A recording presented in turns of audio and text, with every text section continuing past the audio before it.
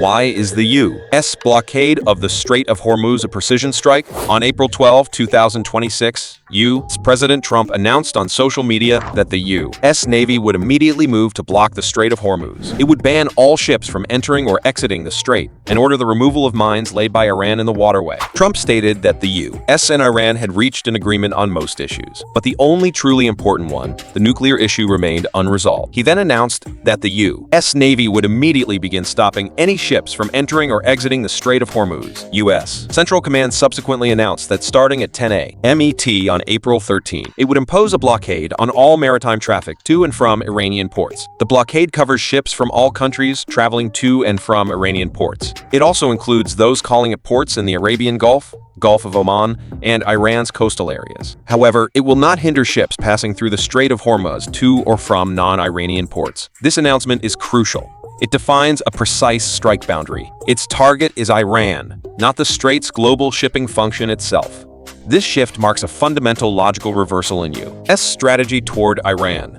For a long time, on the issue of the Strait of Hormuz, the U.S. has acted as an open door keeper.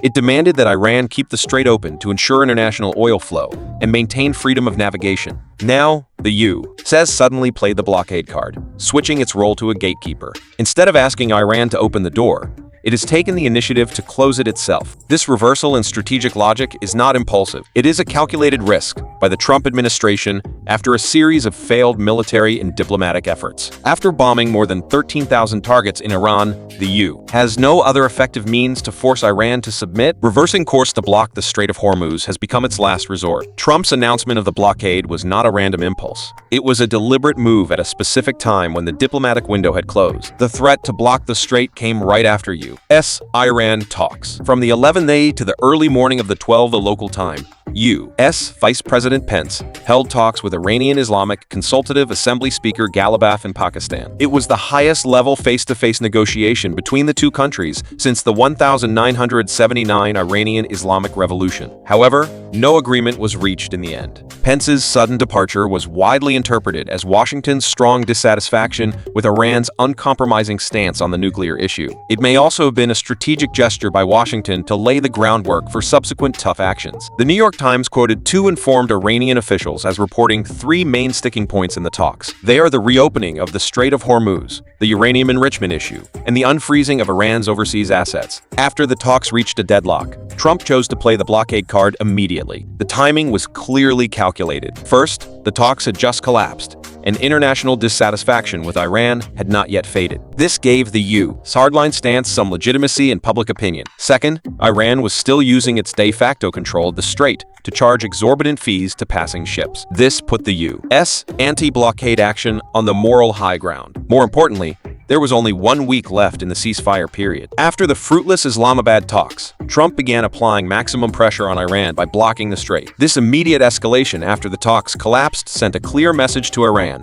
compromise or pay the price. It also left room for both sides to resolve the crisis through restarting negotiations before the ceasefire ended. This avoided pushing the situation into an irreversible abyss. The reason this blockade is called a precision strike lies in its sophisticated design. It seeks to maximize the impact on Iran while keeping the collateral damage to the global energy market manageable. In my view, the U.S. core goal is to precisely contain Iran. It wants to cut off Iran's economic and military lifelines. At the same time, it aims to avoid the devastating impact that a full blockade of the strait would have on global oil flows. This goal is reflected in the specific terms of the blockade order. The U.S. only blocks ships to and from Iranian ports. Ships traveling to and from ports in Saudi Arabia, Qatar, the United Arab Emirates, Iraq, and other countries via the strait are not affected. This targeted blockade is technically aimed at Iran's oil export revenues. It is not directed at the entire energy corridor of the Persian Gulf. Strictly speaking, Iran had gradually allowed some oil tankers to pass through the strait, but passing ships had to pay a toll of up to $2 million.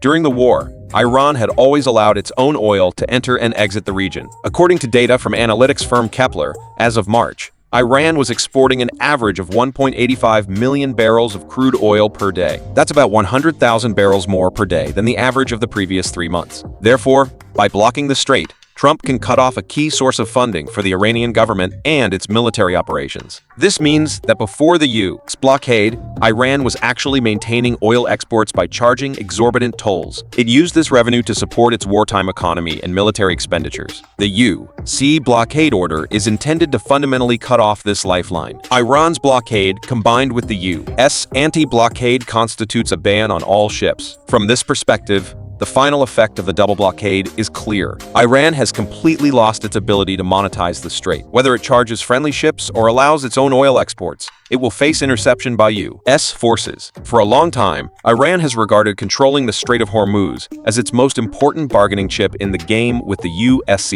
Through mining, seizing oil tankers, and taxing passing ships, it has turned this international waterway into its own toll booth and deterrent. Iran hopes to maintain sovereign control over the strait. It may even promote relevant legislation in parliament to use it as an economic resource. For example, charging tolls on passing ships, just like Egypt uses the Suez Canal as a national strategic asset. The U.S. move is precisely to break this situation. It aims to take the de facto management of the strait from Iran and re-establish the U.S. To understand the weight of this game, we must first grasp the strategic significance of the Strait of Hormuz. At its narrowest point, the strait is only 33 kilometers wide. It is linked to more than 1/3 of the world's oil trade and 1/5 of global liquefied natural gas (LNG) trade. This waterway, less than 35 kilometers wide, is the only exit from the Persian Gulf to the outside world.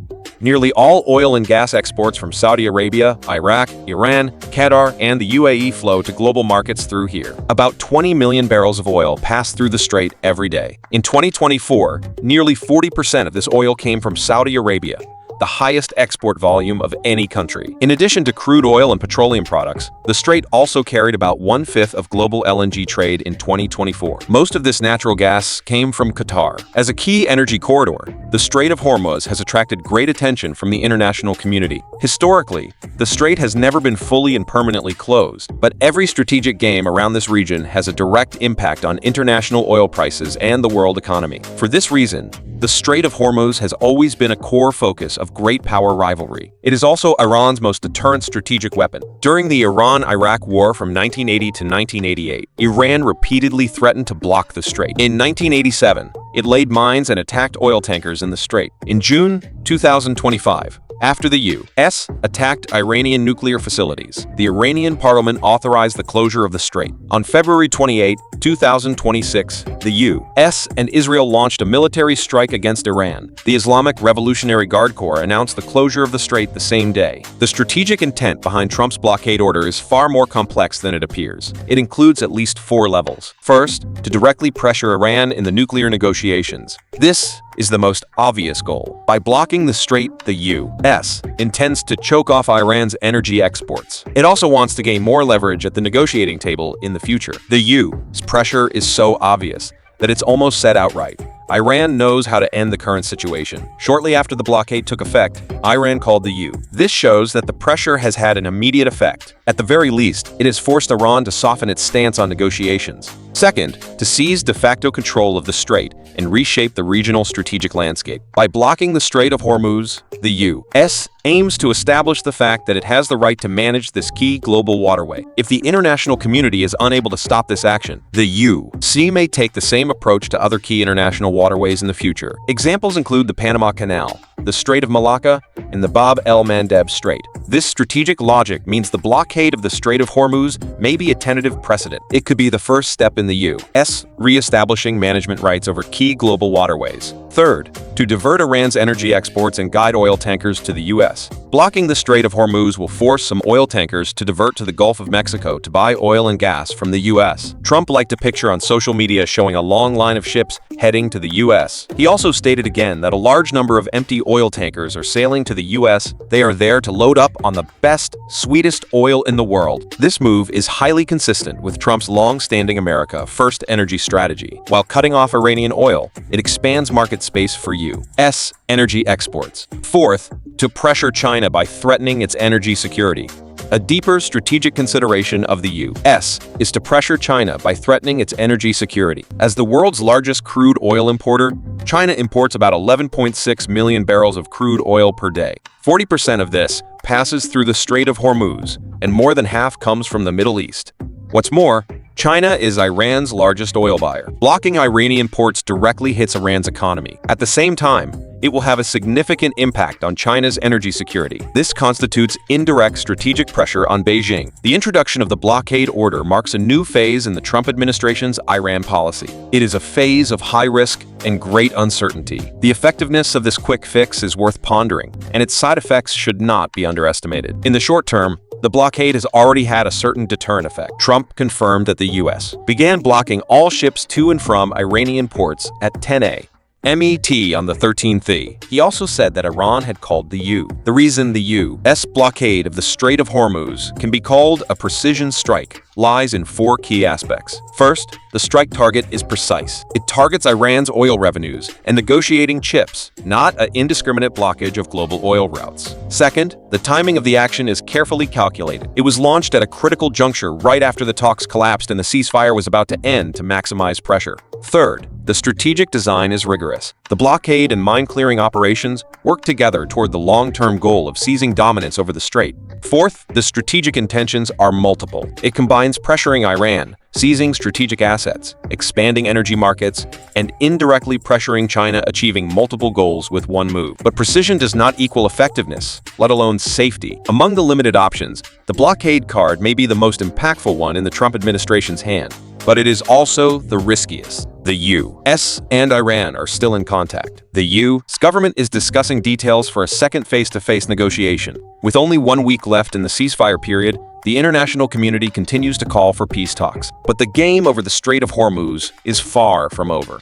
This waterway, less than 33 kilometers wide, is carrying the most intense geopolitical bets in the world today. No one can be sure how the situation will develop in the future, but we still hope for world peace. We hope that the people of the Middle East can live on clean, safe streets and freely pursue their dreams.